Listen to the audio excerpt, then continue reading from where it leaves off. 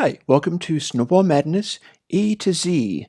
There's 142 different kinds of snowballs you can throw, and we are on letter I.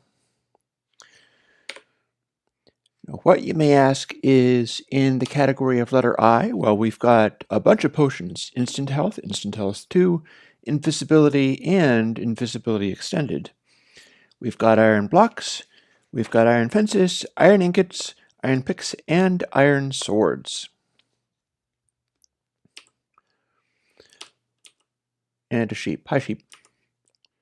So let's start with our instant health potion, shall we?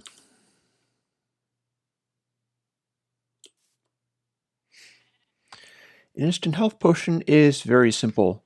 The idea is that it's something that's good for you, so it makes a fish tank.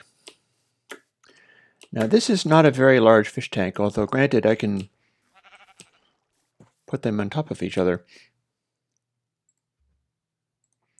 But as always with these types of things, you can power it up to make a larger fish tank.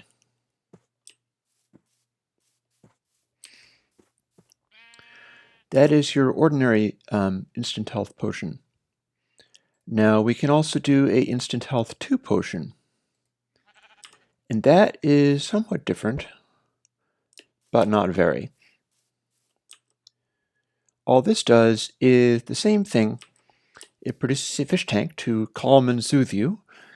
And in the case of the Instant Health 2, it is a sphere, perhaps sometimes even a rather large sphere.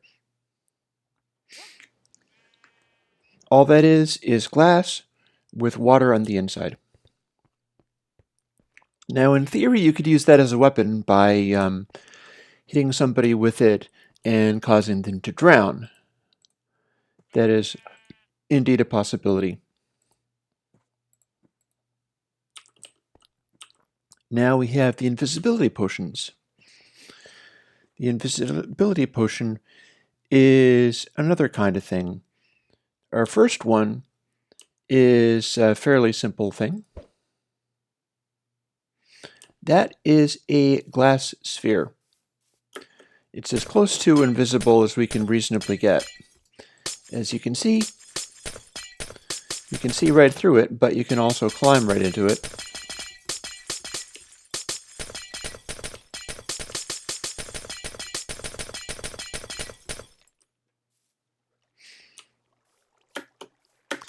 That is your invisibility 1.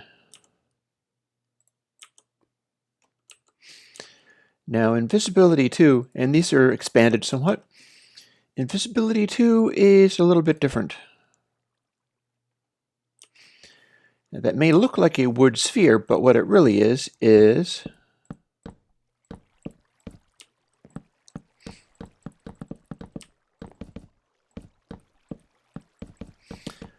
a giant library. So you can lose yourself inside the library and become invisible. There's Nickawiki over there.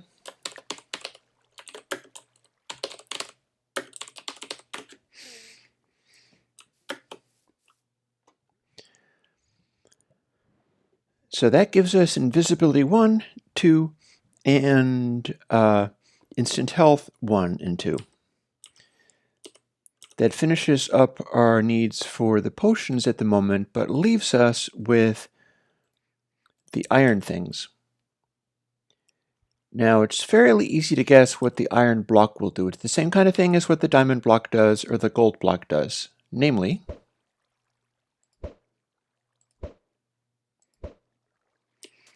it's giving us a bunch of kit. One thing that's sometimes popular with people who are using this is to do multiplier snowballs. If you do multiplier snowballs, what you'll get is a large quantity of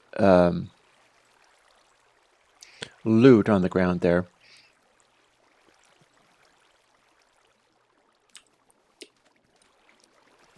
I think that's going to be a sad bunny, so we're going to say goodbye, Mr. Bunny. Goodbye, Mr. Bond. Now you may well ask, what does the iron bars do? Well, this is also scalable, and what the iron bars do is gives you a jail.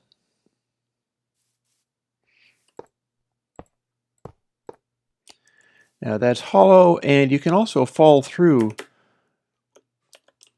this top part here. It's possible to walk across it, but then you can also fall into the holes and become locked in the jail. It's one of those things where you can more or less guess what the iron bar is going to do. You may not, however, be able to guess what the iron ingot will do. To demonstrate this, we must go and find those sheep or something else lurking about. Perhaps like that other player. Up. Here we have a couple of suitable victims.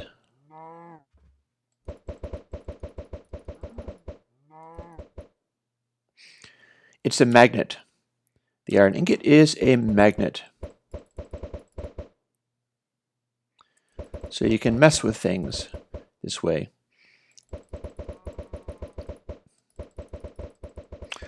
It's not necessarily that great at dealing with stuff, but it does work after a fashion.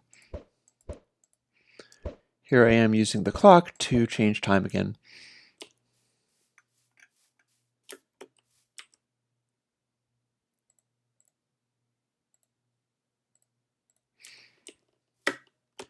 And of course we can use multiplier snowballs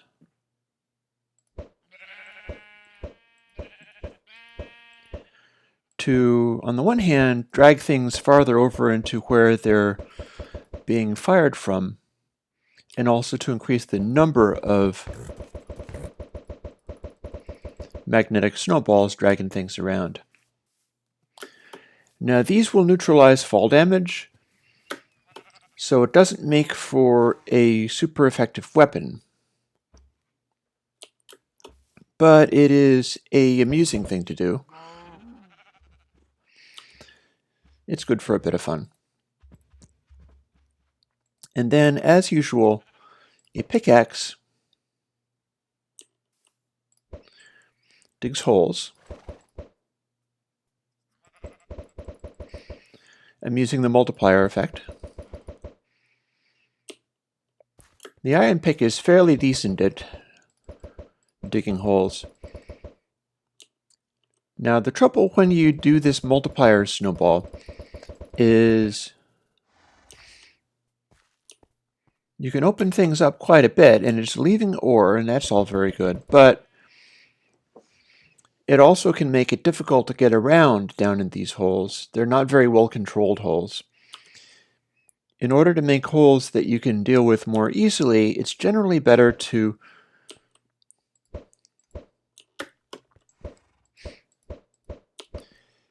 fire the snowballs and sort of use them in a more controlled way. Like you can see, this is a fantastic way of clearing out an area. You don't even have to have a diamond pick to do this effectively. We can clear out a wonderful flat area just like this with no trouble at all. And this is a great way to build bases.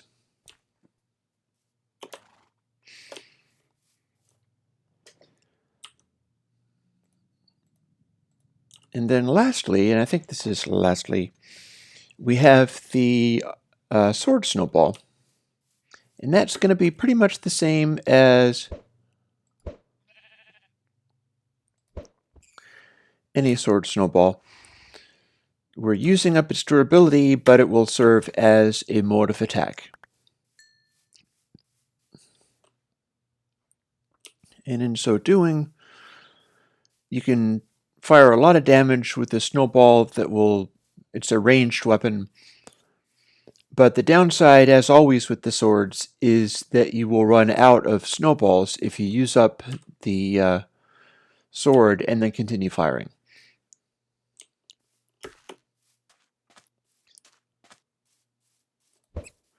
Goodbye, Mr. Bun.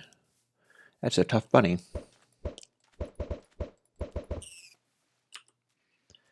And as we can see, we're even using up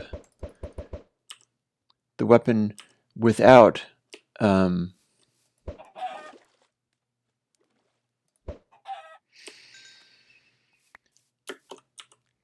even if you don't hit an enemy, you're still using up the sword. So that is letter I. And tune in next time for a very exciting episode, which is letter J. NickWiki always does that, don't mind me. We will catch up with you in a moment for letter J. That's going to be an exciting one. You'll see why. Ta-ta.